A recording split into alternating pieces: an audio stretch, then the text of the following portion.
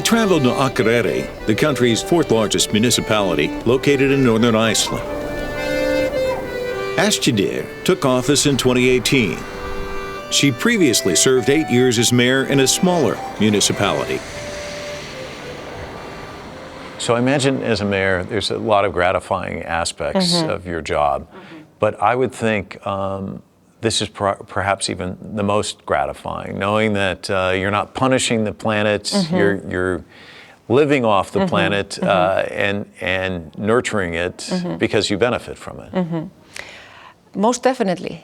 And after I became a mayor here in Akureyri, it's even a bigger thing for me, because it's such a big deal here in Akureyri. Climate change and environmental issues. It's such a big thing, and every citizen here in Akureyri is thinking about it. So for me, of course, it's a big thing, and we are seeing it everywhere, that we are experiencing climate change everywhere. So of course, we have to do it, and it's rewarding for me as a mayor to see that we are doing something right. The city of 20,000 is well on its way to becoming carbon neutral. All electricity comes from geothermal or hydropower. And the city has made a big push for public transportation to use biofuels.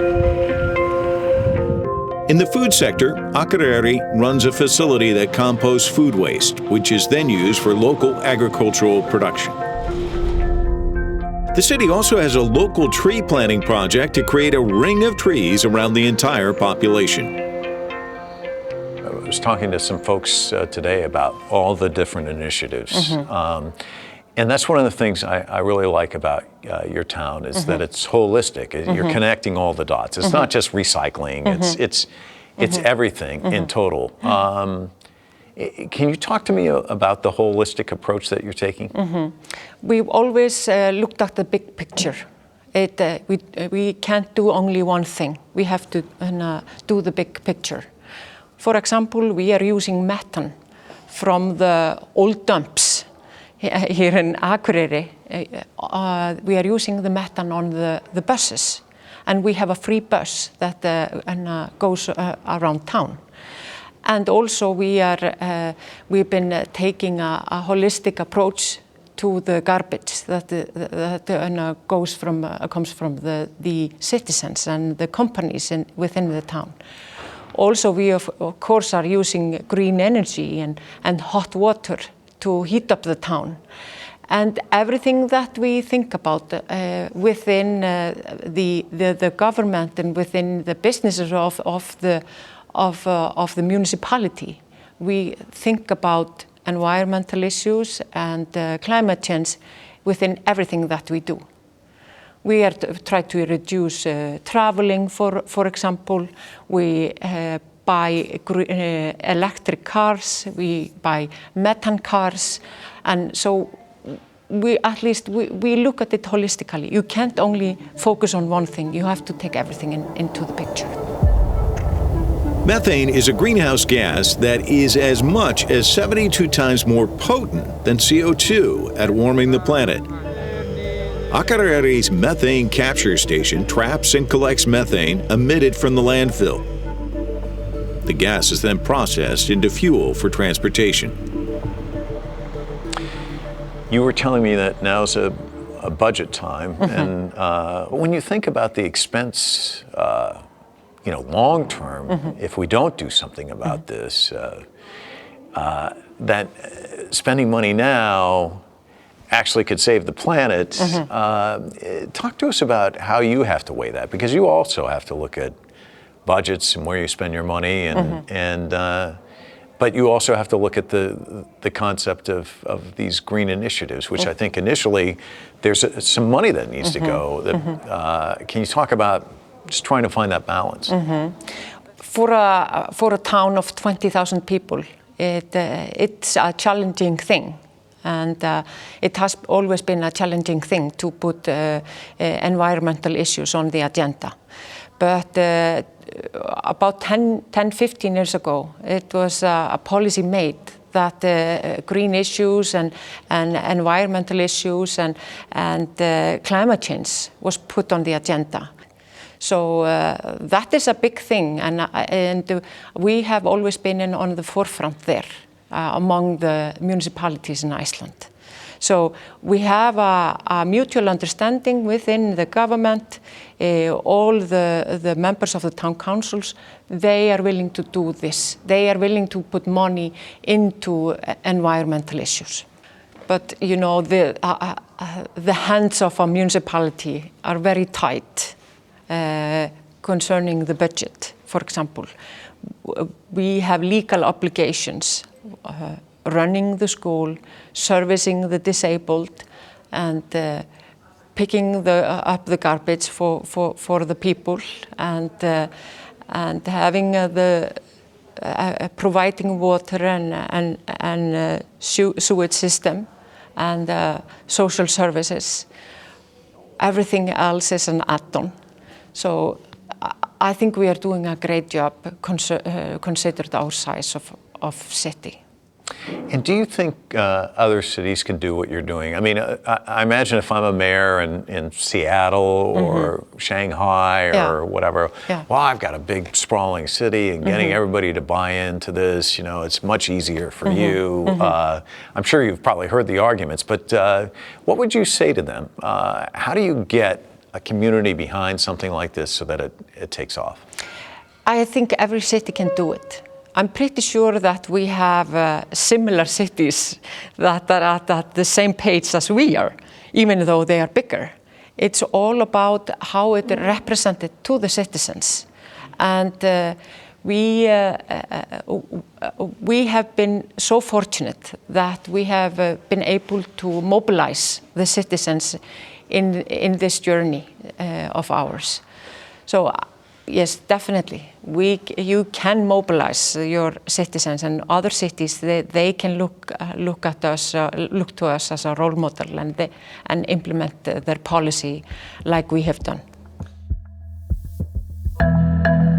Previously, Asthildur was a mayor of a town of 1,100 people. When she came to Akureyri, she was only the second woman to ever take office as mayor. Can you talk to me about one thing that I find very fascinating about Iceland, which is women politicians? And we just had this election where it was almost a majority of women members of parliament. You know, I think in some respects, women approach things probably in a different way than men. They see issues differently than men. What do you think they bring to the table that is changing kind of the landscape in Iceland?